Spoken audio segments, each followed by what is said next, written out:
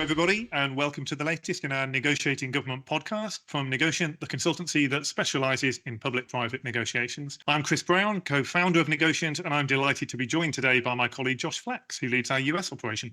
Hi, Chris. It's nice to be here. Hello, everybody. So, Josh, I think this is going to be a fascinating discussion, perhaps the most fascinating ever. Big, beautiful, making podcasts great again. I certainly hope so. You suggested this one, Chris. Why? I thought that last month's trade deal between the UK and US was a tidy little snapshot of all the moves that Trump likes to make. And then I realised, look, we never really have any sort of clinical conversation about his style, which is rather bizarre because there's actually a lot there to discuss and, dare I say, learn from, whether you admire it or not. You know, you're right. Most people think they know his style just because they react so viscerally to him. But I feel most folks either dismiss his techniques as bluster or treat it as wizardry. Rarely do we hear people peel back the moves and really evaluate what's going on, as we can do as negotiators using our terminology and models. All right, so let's at least try an unbiased analysis. Let's look at the course of events that got them, the UK and US, to this deal first and see if we can tease out a few lessons. Great. I can take first shot at a recap if you jump in and keep me honest. Yep, get us into it. Right. Let's rewind the clock to April 2nd. The White House slaps a flat 10% tariff on everybody. Ally, rival, doesn't matter. That setup move turned 0% tariff from business as usual into a privilege only Washington can restore. Okay, so everyone wakes up and suddenly they're worse off. So the first path just back to normal looks like a favor, right? Yeah. And so then come these innuendos, reporters hearing whispers that Britain could perhaps improve its positioning relative to the tariffs if it opens agricultural markets. So there's some signaling there. That seems to cause some stir in the press and in the markets. And then London raises its hand, right? It says, we'll go first. And of course, Trump is inclined to make it a bilateral, and Starmer goes for it. That's exactly right. And I didn't even mention Starmer's courting of Trump starting back in February, which was fully intentional. So there's some strategy and tactical moves on his end as well. We should come back to that. But let's keep going.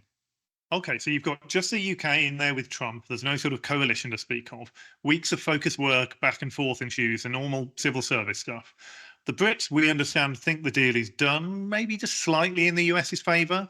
There's some sensible looking trades in there. I think the UK was allowing some access to US agricultural exports that wasn't before.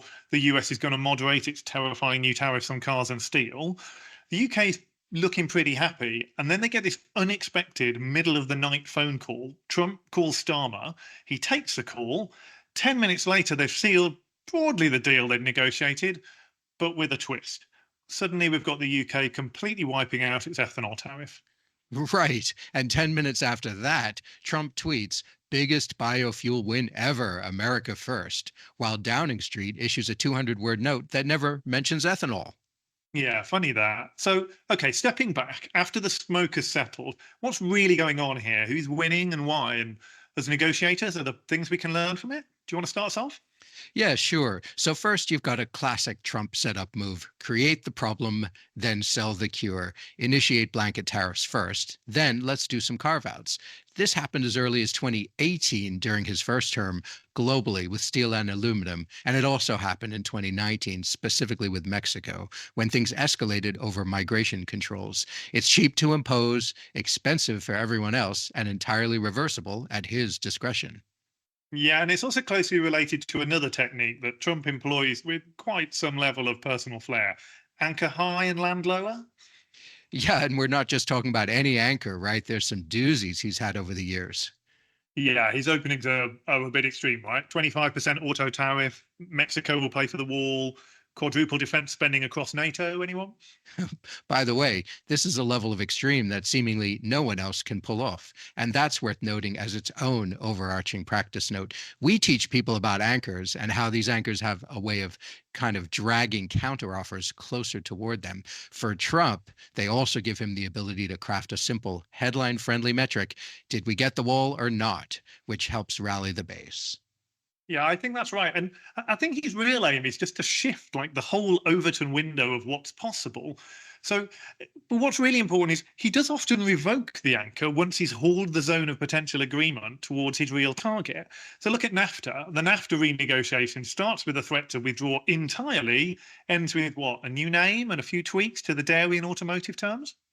Yeah, exactly. And so the anchor grabs the headline, and then the retreat looks like compromise. What's next on your list? Okay, so the single biggest lesson for me looking at how Trump negotiates is he does have this incredible ability to apply this sort of laser like focus on the other side's weakest point and exploit it while telegraphing a complete indifference to any weakness of his own. So we are always working with clients to help them really think deeply about their counterparts' interests and options, walk in their shoes, in particular, what no deal means to them. And Trump just gets this stuff intuitively. Yeah, so tell me, how does he apply that here? So consider this, right? The US is a massive economy, but it's still only about a quarter of the world production. And he's just initiated a trade war with literally the whole world all at the same time. Now, other presidents might worry that everyone would just take a common front and all refuse to be bullied. If they did, he'd have to back down and be utterly humiliated. Well, Trump doesn't obsess about that. He knows it's not going to happen. He's calculated. He knows how hard it is for other countries to adopt a united front. And that for other leaders walking in their shoes, he's forcing them into a really tough call. They might want to stand up to the US, but fear that if they talk tough, they'll just get left out in the cold if others don't follow them, right? His judgment is that most will therefore march to his tune. And he's kind of been right so far, with scores of countries reaching out to negotiate, just like the UK. Now, I would say we have to leave the EU and China out of this for the moment. Economically and politically, they're the only actors who can really stand up to Trump. And in the big picture, how this whole tariff ploy plays out will ultimately depend in a big way on what they both do. In terms of everyone else, though, at least, this tactic's really working. The genius of Trump's approach is that he focuses in on how others see their situation, and he's comfortable making them uncomfortable, exploiting their aversion to no deal, even if no deal is bad for him too. Yeah, and that's really well put, right? He's willing to exploit the weakness of the other side's BATNA rather than obsessing about his own. Thank you. Yeah, exactly. The funny thing is, he's much more conservative than he likes to appear. He rarely, if ever, makes moves that he can't reverse. His instinct is actually to keep options open for as long as possible. And you know what? He talked about this 40 years ago in that Art of the Deal book. He never bets the house on anything, but he likes to cultivate this false perception in the minds of the other side that he's happy just to walk away. Shaping the other guy's perceptions in this way is very canny because he's shaping their sense of America's walkaway power. It's like Nixon bombing Cambodia to strengthen his arm at the negotiating table with the Viet Cong. You know, Kissinger called it the madman strategy. Making the other side think you don't give a damn can give you quite a lot of power. So it's indifference on the surface, all the while knowing the steps are revocable, they're changeable. Tariffs can lift overnight, troops can stay or go. Right. And he knows that even if the final result is miles below the opening bid, he can still spin it as a win because of how he's cultivated his image and, frankly, the state of modern media. He can avoid being held to account for that in a way a Starmer or Macron would be if they set out such a bold anchor and then settled for much less. I want to get your take on something else, though, Josh. What do you think of the UK strategy here? So I do give Starmer quite a bit of credit here. He decided right from the start on two things. One, we are going to negotiate, and two, we want to go first. So let's take those in turn. The decision to negotiate, I'll bet some around him were saying, don't go there, stand up to Trump, align with Macron, put tariffs on the US in exchange, be robust, or you'll be accused of being Trump's poodle. Yeah, and there will always be voters in the UK wanting him to do the full Hugh Grant in Love Actually, right? Diss the president and oppressor, then do a dad dance in number 10? Yeah, exactly. But Starmer, it turns out, had no truck with that. He did not want to try to look tough, only to later have to cave. And that's strategic clarity. One thing we always say to clients is protect your negotiating reputation. Don't bluster, never adopt a stance you aren't confident you can maintain. Starmer did more than that, though. He opted to negotiate first of all the world. That's a pretty big move, and it's not without risk. Nobody knows what a good deal looks like when you're the first to go. So what if you settle and then Trump does a better deal with others next? Do you look like an idiot? Or what if you failed to do a deal at all? So why did he do it? Well, I think domestically it makes him look decisive, make the news, be a man of action, and that's all well and good. But it's also a strategic negotiation play. He understood that Trump has needs too, specifically right at that exact moment with the markets reeling. Trump had a big need to show that his tariff policy was bearing fruit. And Starmer understood that very well. A first deal with a G7 country would be a prize for Trump. And Starmer will have calculated that he could use that to seal a better deal than he might get later, because Trump will care more about having a deal than what is actually in the deal. Okay, so let's cover the big drama, the big news story of this, that late night phone call. You've mediated plenty of high stakes late night crisis, Josh. What happens when the phone rings at that hour? Yeah, sure. An unbelievable spike of cortisol, for one thing. Hierarchies flatten, the principal makes the call, and people either aren't awake or are otherwise just unable to question the framing of it all. And by the way, Trump has taken his time to expertly frame what he puts to Starmer on that call. So you remove their ability to prepare for you, and you move the goalposts completely so that now they're trying to save the deal because they have a press conference in the morning and victory to claim. It's the negotiating equivalent of a surgical strike. Okay, so you were giving Starmer a lot of credit before, but could he have stood up to that pressure? I mean, you said before that he realized Trump needed the deal too. Should he have called the bluff? We'll never know. This is one place where Trump's experience as a deal maker, and frankly, just his love for doing deals, probably helps him. He's willing to put the other party in that horrible position and have them think, what if I lose this now? And dare them to say no. So maybe the UK could have refused, but they didn't, did they? Critically, the concession Trump was asking for was well judged, significant, but on something that Starmer doesn't have a really big stake in and probably doesn't know that much about. So Starmer's thinking, am I going to call Trump's bluff over this? And Trump loves putting the other side on the horns of a dilemma and gambling that they'll take the easy option. It's what you said before. He ruthlessly focuses on the issue from the other side's perspective. Yeah, and I think there's a more general lesson here too about the power just of taking control of the negotiation. It's something we spend a lot of time with clients on, right? Don't wait for the other party to set the terms, whether it be substance or process. Claim first mover advantage if you like, take the initiative. Now, in this example, Trump did it very effectively. But here's what's funny. He's also had it done against him. So we said earlier that one of his trademarks is to keep his options open. And that's superficially attractive, but it doesn't always work for you. In fact, sometimes it can allow other people to shape his choices.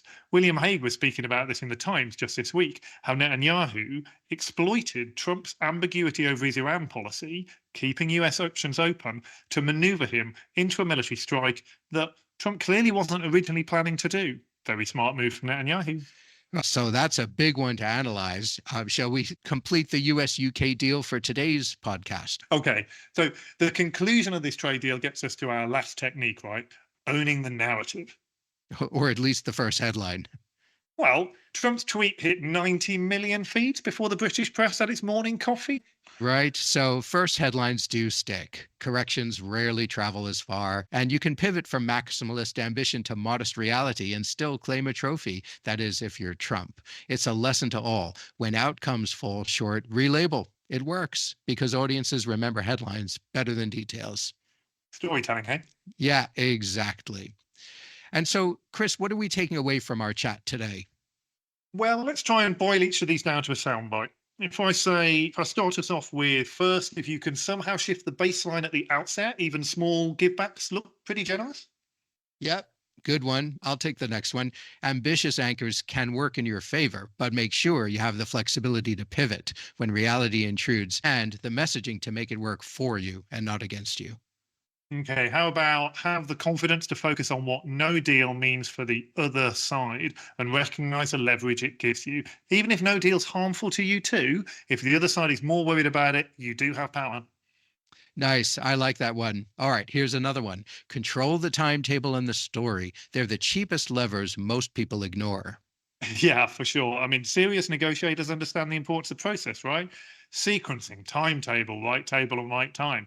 It sounds boring, but it's like a general choosing the field of battle. It's the essence of good strategy. Absolutely. And likewise for tactics, as Trump did with that final phone call to Starmer. Be willing to take the initiative and not so desperate to end the deal that you leave money on the table in the end game. Anything you'd add as well, Chris, for the good of the order? Well, maybe just that studying the techniques of people you don't admire is still free training. Well said. And to that, I'd add, and to sum up, Trump is an irrational hard bargainer, in my view, and this works sometimes. For those trying this tactic at home, remember, Trump has the backing of the US government. You need to check on your bargaining leverage before attempting the same. All right. Well, we might agree to differ on whether it's irrational or not, but we definitely agree on the rest. And with that, it just remains for me to say thank you, Josh. Thanks, Chris. Such a pleasure. And thank you to the listeners. We'll be back soon with another podcast on negotiating government. In the meantime, if you want to know more about us and how we help those engaged in major negotiations like this, come find us at www.negotiant.com. Thanks for listening, everyone. Goodbye. Goodbye.